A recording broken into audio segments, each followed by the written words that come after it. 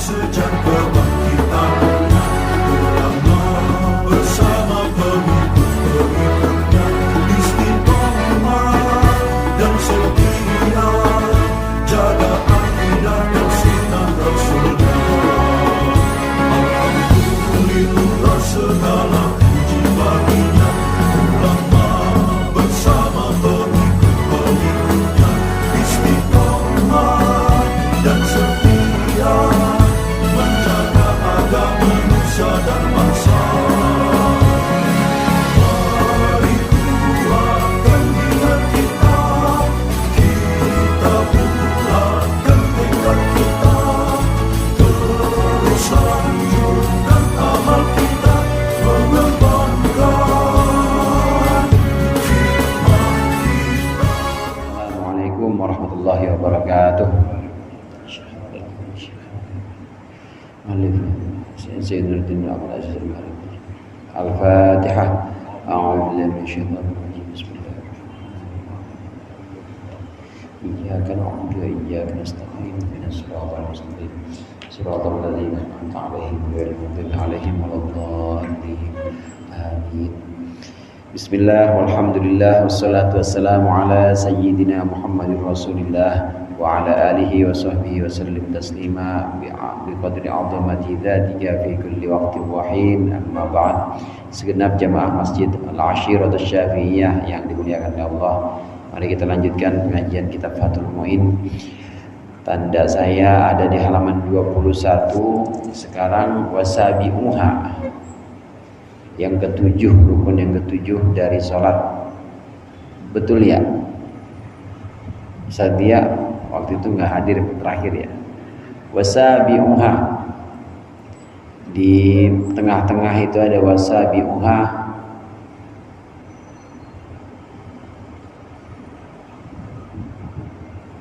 Udah ketemu ya? Bismillahirrahmanirrahim. Qala al-musannif rahimahullah wa nafa'ana bihi wa bi'ulumihi wa bi barakatihi fid dharain amin. Wasabi'uha sujudun marrataini fi rak'atin, sujudun marrataini. Wasabi'uha sujudun marrataini kulla rak'atin ala ghairi mahmulin. Dan yang ketujuh dari rukun-rukunnya salat yaitu sujud 2 kali setiap rakaat ala ghairi mahmulin, di atas sesuatu yang tidak dibawa, lahu bagi musalli, orang yang salat. Wa in taharraka biharakatihi, meskipun bergerak sesuatu tersebut biharakatihi, dengan harakatnya, dengan pergerakannya orang yang salat. Walau nahwa saririn, meskipun semisal alas, yataharraku biharakatiha, yang bergerak alas tadi dengan pergerakannya orang yang salat. Li'annahu, karena sungguhnya sarir itu laisa bimahmulin, bukanlah sesuatu yang dibawa, lahu bagi orang yang salat. Fala yadurru sujudu alaihi, maka tidak apa-apa, tidak mudarat sujud atas sarir atau atas alas, kama idza sajada ala mahmulin lam yataharrak bi harakati, sebagaimana tidak apa-apa juga sujud seseorang atas sesuatu yang dibawa. Sesuatu yang dibawa lam yataharrak, yang tidak bergerak, dia mahmul bi harakatihi, dengan gerakannya musalli, dengan gerakannya orang yang salat. Katorfin min ridaihi tawil, seperti ujung dari rida selendangnya. Rida itu sorban yang ditaruh di sini namanya rida. Namanya rida, ini kayak begini namanya rida. Sorban kalau ditaruh di sini namanya rida. Ini namanya rida. Boleh begini pakainya, boleh begini, boleh satu juga namanya rida.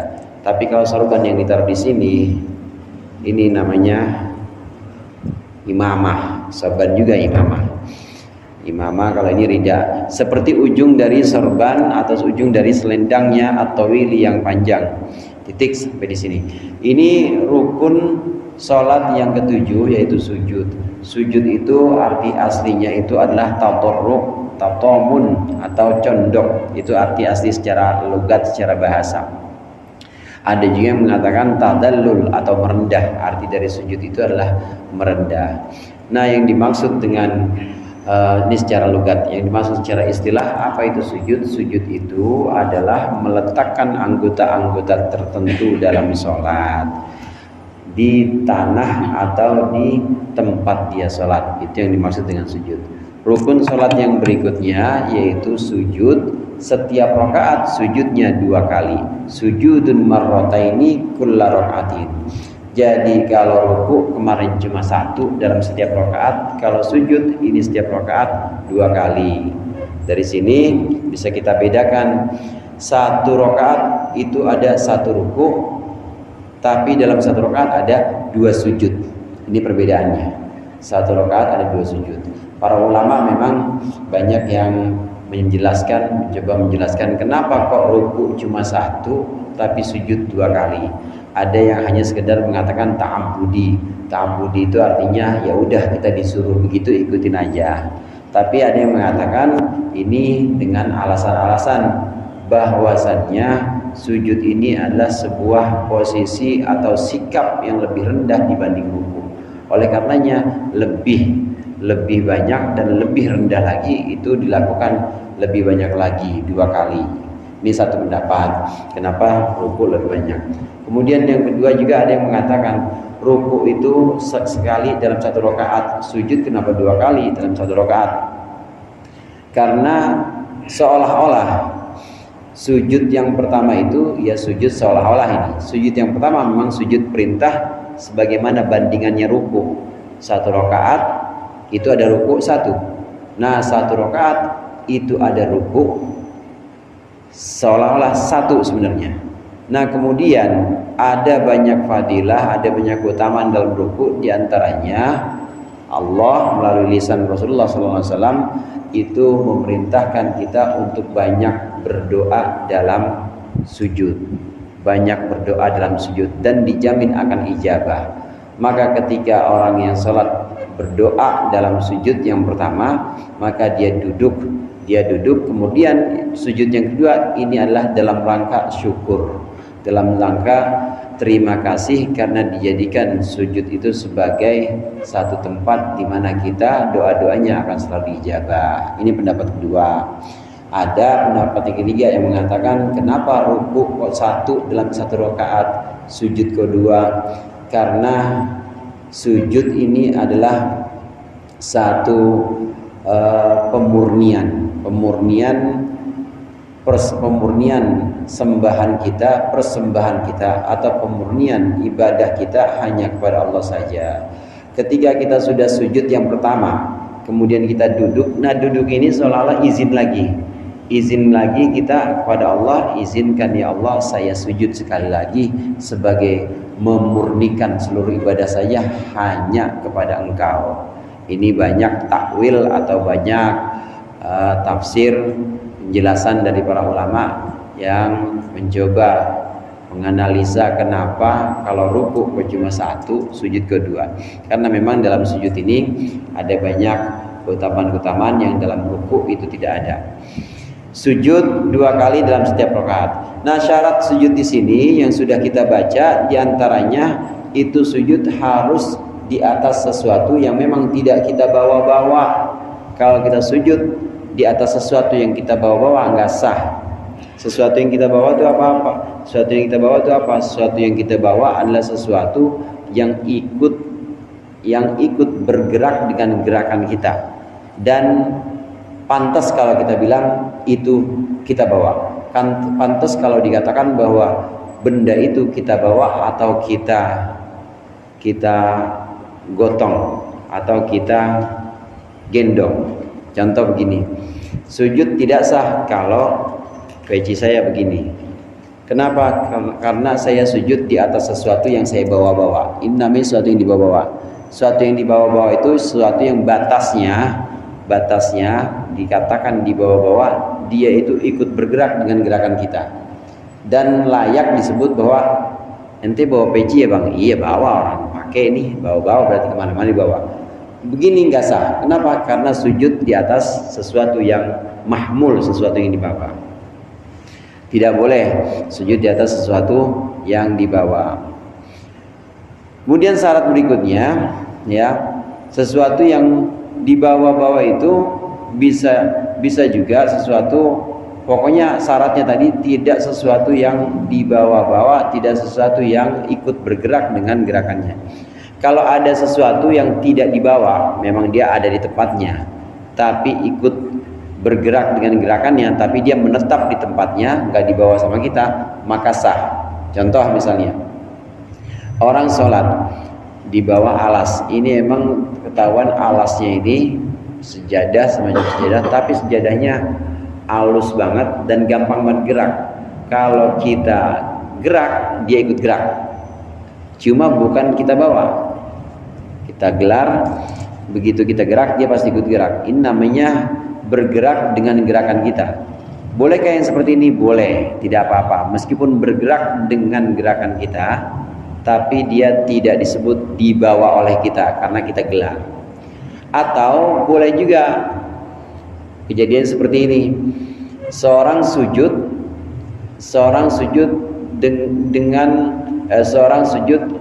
dengan ujung rida, ujung selendangnya, tapi itu ujung selendang yang memang tidak ikut bergerak dengan gerakan kita. Ujung selendang yang tidak bergerak dengan gerakan kita. Ini takbirnya di sini adalah kaman katorfin min ridaihi tawil, ya. Dia sujud kepada sesuatu yang dibawa-bawa tapi tidak bergerak. Sujud dengan sesuatu yang dibawa tapi tidak bergerak. Dari sini jelas ada dua yang membuat sujud kita itu sah, yaitu sujud tidak boleh di atas sesuatu yang dibawa-bawa oleh kita dan bergerak dengan gerakan kita. Nah, mafhum mukhalafahnya bagaimana? Tidak sah sujud di atas sesuatu yang bergerak dengan gerakan kita dan dibawa-bawa. Kalau bergerak dengan gerakan kita tapi tidak dibawa-bawa, tidak apa-apa. Seperti sejadah yang sangat tipis. Atau kalau dia kita bawa-bawa tapi tidak bergerak dengan gerakan kita, tidak apa-apa juga. Contohnya apa? Ada orang sholat, selendangnya atau sorbannya ditaruh di pundak, panjang banget sorbannya, benar-benar panjang. Jadi kalau dia ruku, ujungnya diem aja. Ujungnya sorban ini saking panjang, ujungnya selendang saking panjangnya, dia berdiri, dia ruku, dia sujud, itu nggak gerak saking panjangnya. Jadi begini misalnya, ini panjang ya. Nah contohnya ini tadi misalnya, ini sorban saya panjangnya segini, ini misalnya. Jadi kalau saya sujud, ruku, diri nggak bergerak ujungnya sujud. Ini ujung sorban yang kayak begini, ujung sorban yang saking panjangnya dia nggak ikut bergerak. Kita sujud di atas ini tidak apa-apa, tidak menghalangi sahnya. Bandingkan dengan yang tadi. Kalau yang tadi bergerak, cuma nggak kita bawa.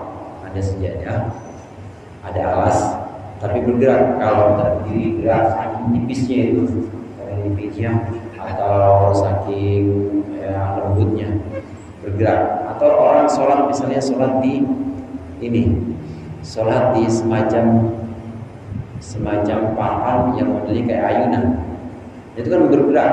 Dia sujud bergerak, dia berdiri bergerak. Yang seperti itu tidak apa, bergerak tapi tidak dibawa oleh kita, sah sujudnya.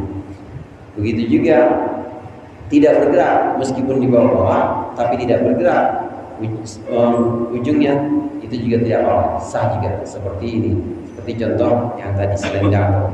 Yang tidak sah itu begini, yang dibawa-bawa sama kita. Ini kan dibawa nih, saya bawa sorban, dan sorban ini saya bawa sekaligus bergerak dengan gerakan saya.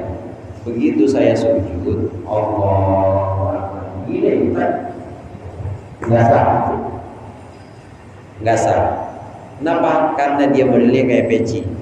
Sifatnya kayak peci tadi, dibawa-bawa dan ikut bergerak dengan gerakan saya. Itu dua tuh, poinnya dua. Dibawa dan bergerak dengan gerakannya, itulah yang bisa menghalangi kalau kita sujud di atas benda itu, bisa menyebabkan tidak sah. peci, sorban yang nggak panjang, atau sorban yang kita bawa dan ikut bergerak, itu bisa menghalangi sahnya sujud. Apalagi contohnya selain peci dan sorban, misalnya imamah, orang pakai imamah, pakai udeng-udeng kan kadang-kadang belakangnya ada bututnya, atau jingyo pakai belangkon ada bututnya. Itu butut belangkon atau butut udeng-udeng sesuatu yang dibawa mahmul dan juga bergerak dengan gerakan kita. Waktu sujud kebetulan di depan gini ya, maka nggak sah sujud, karena kita sujud di atas benda yang dibawa dan bergerak dengan gerakan kita. Kalau dibawa tapi tidak bergerak dengan gerakan kita, seperti ujung selendang yang panjang, nggak apa-apa, tetap sah. Atau bergerak dengan gerakan kita tapi nggak kita bawa-bawa, tidak apa-apa. Seperti alas yang memang selalu goyang-goyang, kalau kita goyang itu tidak apa-apa. Di antara syarat sujud, kita tidak boleh sujud di atas sesuatu yang kita bawa dan ikut bergerak dengan gerakan kita. Kemudian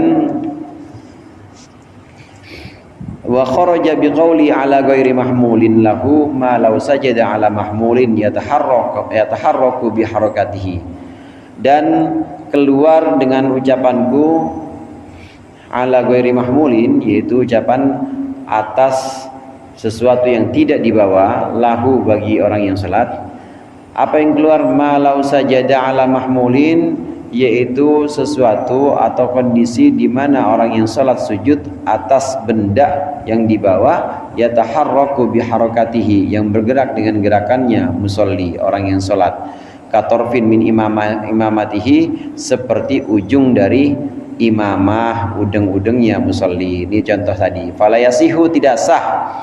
Fa in sajada alaihi batalat salatuhu, apabila dia sujud atas ujung dari imamah, ujung dari udeng-udeng, maka batal salatnya. In ta'ammada, kalau dia sengaja seperti itu. Wa alima, dan dia tahu tahrimahu, akan keharamannya. Wa illa, dan jika dia tidak tahu, a'ada sujuda, maka sujudlah, ulangilah dia akan sujudnya. Nah, contoh-contoh tadi yang sudah kita praktekkan, itu yang sudah kita ambil. Sujud, kemudian dia sholat pakai imamah, kemudian ketika sujud, ini ujung dari udeng-udengnya, ujung dari belangkonnya, buntutnya misalnya, ini ngalangin. Ini kalau dia sengaja, batal sholatnya. Sengaja pengen coba gimana sujud di atas buntut belangkon atau buntut imamah, pengen tahu, sengaja, padahal dia tahu itu nggak boleh, haram, batal sholatnya kalau sengaja begitu. Nah, kalau dia tidak sengaja, panjang ini sorbannya, terlalu panjang sampai ya, tapi dia ikut bergerak, begitu sujud, Allahu Akbar misalnya seperti ini. Begitu dia sujud, Allahu Akbar. Nah, kalau seperti itu nggak sengaja, maka boleh dia ulangi sujudnya, bangun lagi, kemudian sujud lagi. Bisa sujud 3 kali itu kalau begitu, atau bisa sujud 4 kali juga. Udah 2 kali sujud, tapi yang 2 kali nempel semua jidatnya sama sorban dia, maka bisa iadah atau mengulangi. Asal jangan sengaja aja. Sorbannya ini banget, lemes banget, dan pasti jatuh kalau dia sujud. Kalau seperti itu tidak sengaja, maka boleh mengulang sujudnya saja. Tapi kalau sengaja, batal. Kalau sengaja tahu itu haram, sengaja dia pengen sujud di atas sorban, itu bisa membatalkan sholat jika disengaja. Wa yasihu ala yadi ghairihi, ini yang lucu. Wa yasihu, dan sah sujud ala yadi ghairihi, atas tangan orang lain. Wa ala nahwi mandilin, dan atas semacam mandil. Apa tuh mandil? Sapu tangan, selampe ya, selampe. Biyadihi, di tangannya. Li'annahu, karena sungguhnya itu tangan dan juga mandil fi hukmil munfasili, dalam hukumnya benda yang terpisah. Boleh kita sujud. Tadi yang tidak boleh kan larangannya, tidak boleh kita sujud di atas benda yang nempel sama badan kita dan terbawa-bawa dengan gerakan kita. Itu nggak boleh. Nah, contoh yang tadi sudah, yang tidak sah udah kita bahas. Ada orang sujud, nah sujudnya di atas tangan orang, atau ada orang sujudnya di atas lampe, sujudnya di atas lampe, lampenya ditaruh di bawah begitu. Yang seperti ini sah hukumnya, karena selampe dan juga tangan orang ini adalah benda yang terpisah dari kita, bukan benda yang kita bawa-bawa. Kita lagi sujud, lakum alhamdulillah ba'du, Allahu Akbar. Anak kita misalnya, anak kita lagi main depan kita, gini tahu begini, gitu ya, tangannya begini, kita sujud di atas tangan anak kita, nggak apa-apa, sah, karena anak kita termasuk, tangan anak kita itu termasuk sesuatu yang terpisah dari kita. Yang nggak boleh itu kita sujud di atas sesuatu yang terbawa-bawa oleh kita dan ikut bergerak dengan gerakan kita. Kalau udah sesuatu yang misah nggak apa-apa, udah sesuatu yang terpisah dari diri kita, itu tidak apa-apa, sah tetap. Selampe misalnya, selain selampe itu apa lagi? Sorban yang nggak dipakai, sorban yang ditaruh bawah nggak apa-apa, boleh. Sejadah tentu itu jelas boleh juga. Tapi yang perlu diperhatikan di sini, kalau selampe itu sujud pertama nempel ke jidat kita, bagaimana? Ini walau sajada ala syai'in faltasaqa bi jabhatihi.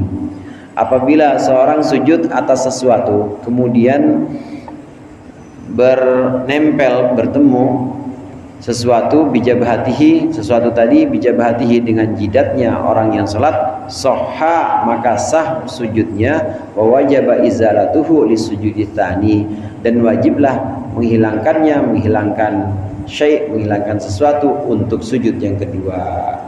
Sujud pertama emang tahu di situ ada selampe sama dia, dialasin sama selampe, khawatir kali, khawatir ketularan Covid, cacar monyet, apalah, pokoknya saya kasih alas sama dia tempat sujudnya.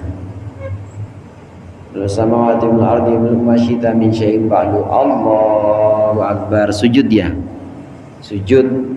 Kemudian begitu bangun, Allahu Akbar, duduk di antara sujud, nempel di sampai, wajib kita singkirkan. Sujud yang pertama bagaimana? Sah, nggak apa-apa.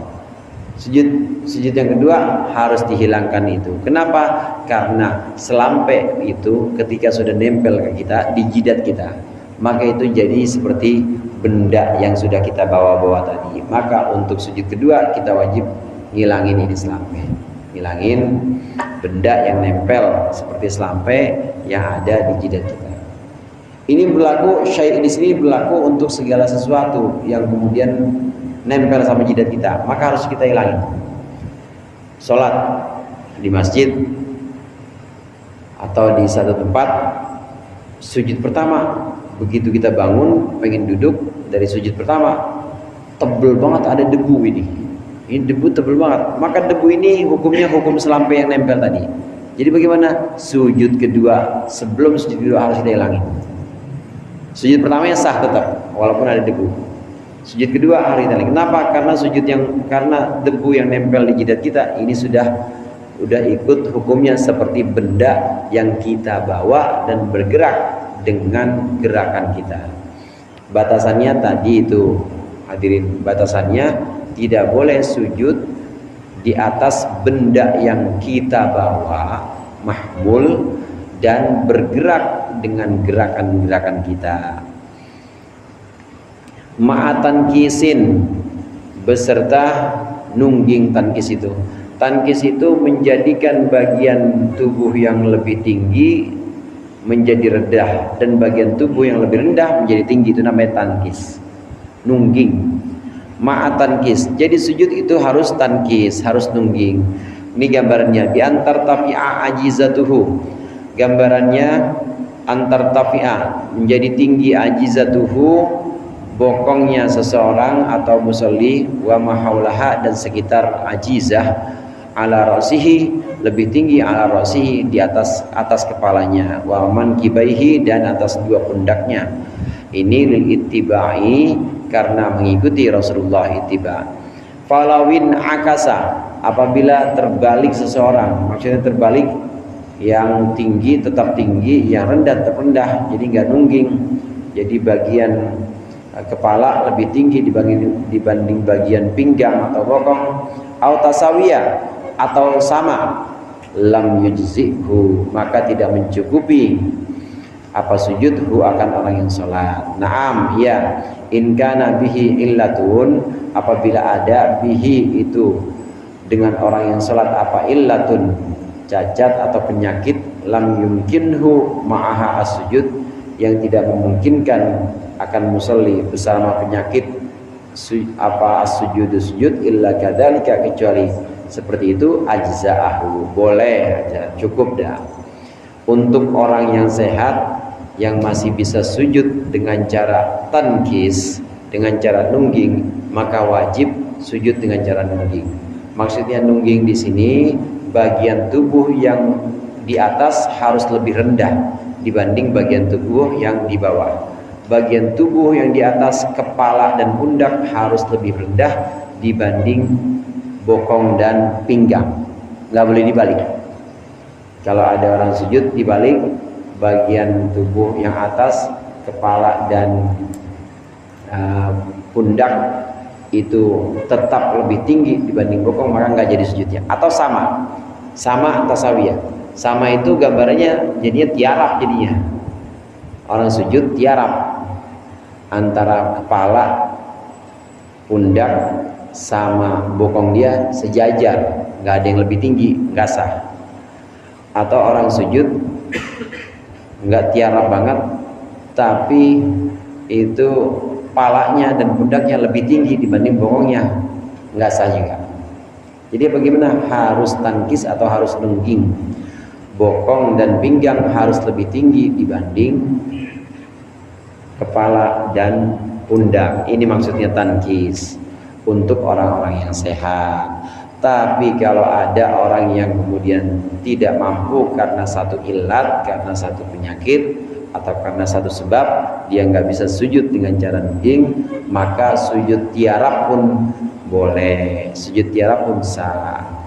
Susah Ustaz, saya kalau saya sujud itu dengan nungging, itu pasti pantat saya sakit, mata saya cekot-cekot. Jadi gimana enaknya? Tiarap saya kalau sujud? Ya boleh, udah. Kalau ada sakit nggak apa-apa. Harus seperti itu. Di antara syarat-syarat sujud itu adalah harus tankis.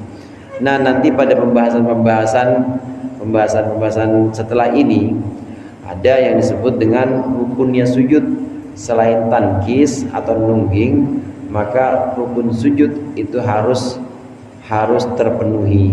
Apa rukun sujud itu? 7 tulang atau 7 anggota yang memang oleh Rasulullah disebutkan. Umirtu an asjuda ala sab'ati a'dha'in, kata Rasulullah. Au a'dhamin, aku diperintahkan sujud di atas 7 bagian atau 7 tulang. Apa itu? 7 itu 2 ujung kaki, kiri kanan 2 ujung kaki ini, 1, 2. Kemudian 2 lutut, 3, 4. Kemudian 2 telapak tangan, 5, 6. Kemudian jidat. Itu diantara syarat-syarat sujud. Selain tankis, maka yang 7 anggota ini harus menempel ada di tempat sujud kita. Bedanya di antara 7 itu, yang wajib disingkapkan, artinya nempel dengan tempat sujud, nggak boleh ada benda yang nutupin dia, hanya jidat. Kalau ujung telapak kaki pakai kaos kaki nggak apa-apa, tangan pakai sarung tangan nggak apa-apa, boleh. Tapi kalau jidat nggak boleh, jidat dimaskerin, nggak sah sujudnya. atau jidat ditutupin peci seperti ini, nggak sah sujudnya. Yang wajib disingkat itu diantara 7 anggota hanya dahi atau hanya jidat. Mana tadi? Lanjut.